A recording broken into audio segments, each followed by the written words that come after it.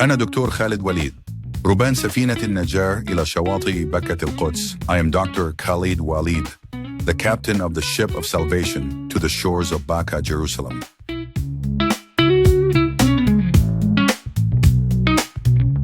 Hey everyone, and welcome back. We're about to take a deep dive into some fascinating new interpretations of Quranic geography and history. Yeah, it's always exciting, to look at familiar texts from a fresh perspective. Absolutely. We're going to be exploring the work of Dr. Khaled Waleed, who's putting forward some pretty bold claims about the locations of key events in the Quran. Yeah, and he's not holding back on his critique of traditional Islamic scholarship. From what I've read, he definitely doesn't mince words. So where does he suggest we start? Well, his central concept is what he calls the tornado. Okay. Or Toud in Arabic. A tornado. Sounds pretty dramatic, yeah. But he assures us it's not about like a literal weather event. Right. I'm intrigued. What does he say the tornado really is? He believes it's a symbolic representation of a specific geographical formation. Two mountains with a valley nestled between them. Two mountains. Yeah. So we're not talking about the single Mount Sinai that's traditionally associated with Moses. That's right. Dr. Waleed is talking about two distinct mountains. Sinai, or Sinin, on the east. Okay. And Mount Sinai on the west. Got it. And he places them within the African Rift Valley with the valley of Towa situated between them. So he's pinpointing these locations on a map. That's pretty specific. Exactly. Wow. He even identifies the sacred valley of Towa as the Jordan Rift Valley. Okay. And here's where it gets really interesting. Right. He links the story of Moses directly to this area. Okay. Specifically to the eastern mountains Sinai and the Jordan Rift Valley. So he's suggesting that this is where Moses received the divine revelations. Yes. At this specific location. Yes, and he believes that understanding this precise location is crucial to grasping the true meaning of the story. Okay. But it doesn't stop there. Okay. He brings the prophet Muhammad into the picture as well. Really? Connecting him to the western mountain Sinai. Now we're talking about two of the most important figures in Islamic history. Are they both linked to this tornado formation?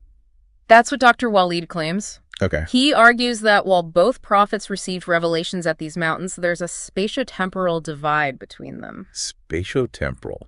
I have to admit that word's a bit of a head-scratcher. It just means relating to both space and time. Okay. Essentially, Dr. Waleed is saying that to understand the Quran fully, right, we need to consider not only the location of events, but also the time periods in which they occurred. Right. He believes specific verses hold meanings tied to their geographical locations and when they were revealed. Okay, that makes sense. Yeah. So Moses is associated with the eastern mountain and Muhammad with the western mountain? Yeah. But at different points in history. Precisely. Wow. And to make things even more intriguing, Dr. Waleed suggests that Muhammad could have actually witnessed the events involving Moses from his location on the Western Mountain. Whoa. Imagine that. A connection spanning across time and space. Wow. That's a powerful image. It sounds like Dr. Waleed is weaving a whole new narrative tapestry here. Right. But before we get too lost in this spatiotemporal web, let's back up and talk about his critique of traditional scholarship a bit more. Sure. He's certainly not shy about expressing his disagreement with traditional interpretations. No, he's not. He calls them foolish and accuses scholars of spreading ignorance, even going so far as to say they've used their interpretations to steal land. Right. Those are strong accusations. He seems to be suggesting there's something more at stake here than just academic debate. It's definitely provocative. It makes you wonder if we accept his geographical framework. How does it change our understanding of the Quran and the stories it tells?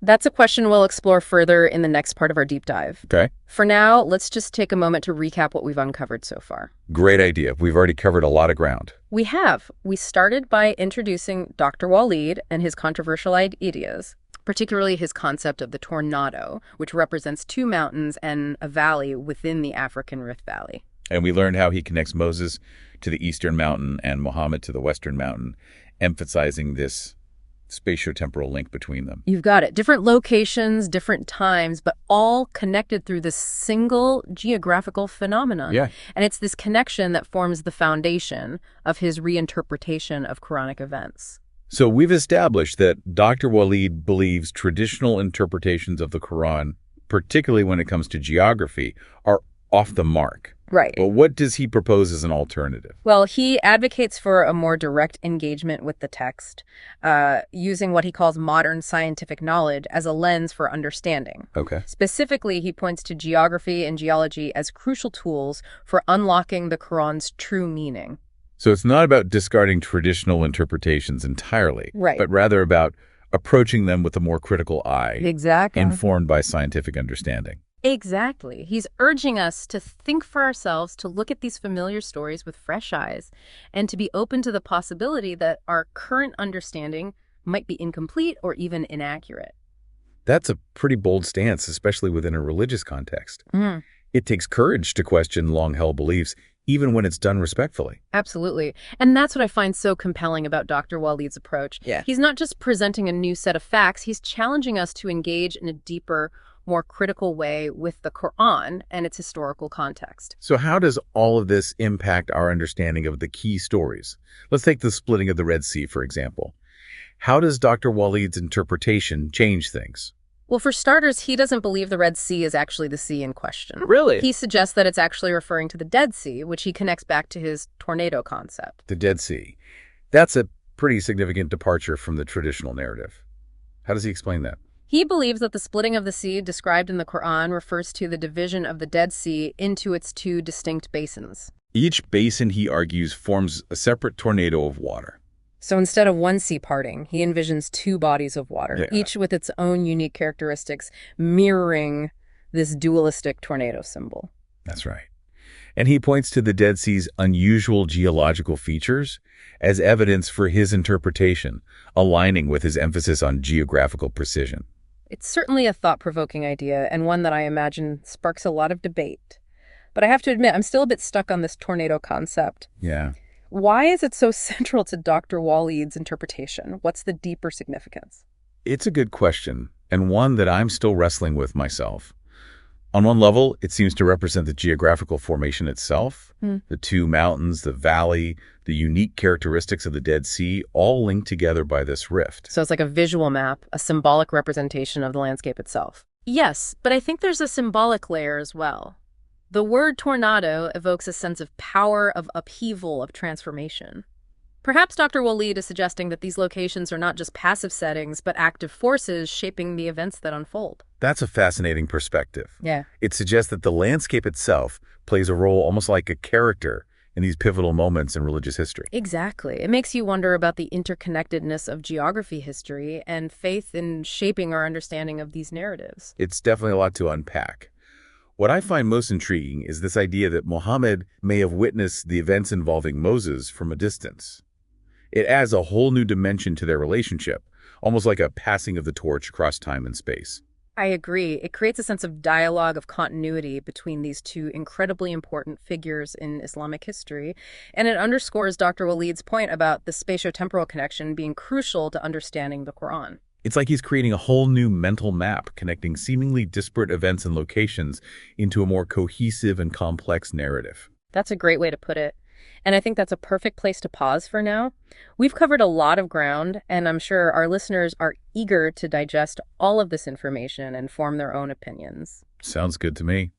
We've explored Dr. Waleed's concept of the tornado, his critique of traditional interpretations, and his reinterpretation of the splitting of the Red Sea, all within this framework of spatio-temporal understanding.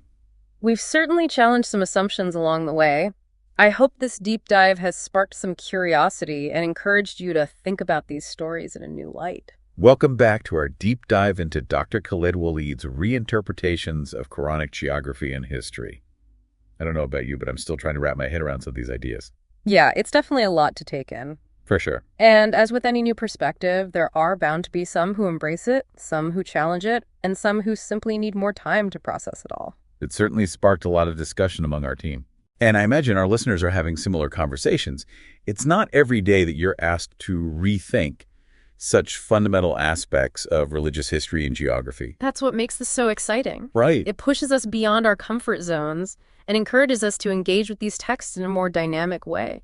One of the things I keep coming back to is Dr. Waleed's insistence on a direct understanding of the Quran, free from what he sees as the distortions of traditional scholarship. Mm-hmm. He's not pulling any punches in his critique. He's definitely passionate about his perspective. And while his language might be strong at times, it does raise important questions about the role of interpretation and the potential for bias even within religious contexts. It makes you wonder how much our understanding of these stories has been shaped by centuries of interpretation, and whether those interpretations have always been accurate or objective. That's a great point. And it highlights the importance of approaching these texts with a critical and open mind, even if it means questioning long-held assumptions. It's like we're peeling back layers of interpretation to get closer to the original meaning, to see these stories with fresh eyes, as Dr. Waleed suggests. Exactly. And in doing so, we might uncover connections and insights that were previously hidden. Take, for example, Dr. Waleed's assertion that Muhammad could have witnessed the events involving Moses from a distance. That opens up a whole new dimension to their relationship and the transmission of divine knowledge. It creates a sense of continuity, a lineage between these two pivotal figures. It's like he's showing us a hidden thread connecting them across time and space. And that thread is woven through the very landscape itself. Dr. Waleed's emphasis on geography isn't just about pinpointing locations on a map. It's about understanding how the physical environment shapes the narratives and how these places become imbued with spiritual significance. I love that idea. It transforms these locations from passive backdrops into active players in the story. Right. And it makes me want to visit these places to experience them firsthand and imagine these events unfolding within that landscape. I think that's a natural response. When we start to see these stories in a new light, it sparks a desire to connect with them on a more experiential level. And that connection can deepen our understanding and appreciation for the rich tapestry of history, faith, and geography. Well said. I think we've done a pretty thorough job of exploring Dr. Waleed's key ideas, from his controversial tornado concept to his bold critique of traditional scholarship. We've covered a lot of ground in this deep dive, and I know it might take some time for our listeners to fully digest everything we've discussed. Absolutely. These aren't easy concepts to grasp, and it's okay to feel a bit overwhelmed at first. The important thing is to keep asking questions, to keep exploring, and to keep that sense of curiosity alive. And to remember that there's no one right interpretation. Dr. Waleed's work offers a fascinating new perspective, but it's ultimately up to each individual to engage with these ideas and form their own conclusions. I think that's a great takeaway. Dr. Waleed's work is a powerful reminder that learning is a lifelong journey, and that even the most familiar stories can reveal new layers of meaning when we approach them with an open mind and a willingness to question. So true. As we wrap up this deep dive, I want to thank our listeners for joining us on this journey of discovery. And I want to leave you with a final thought. If Dr. Waleed is right, if geography truly holds the key to unlocking deeper layers of meaning in the Quran, what other hidden connections might be waiting to be discovered? Ooh, that's a question worth pondering. I have a feeling we'll be revisiting these ideas and exploring other fascinating reinterpretations in future deep dives. Until then, keep those minds open, those questions flowing, and those intellectual adventures going. See you next time. أنا دكتور خالد وليد ربان سفينة النجاة إلى شواطئ بكة القدس. I am Dr. Khaled Waleed, the captain of the ship of salvation to the shores of Baka, Jerusalem.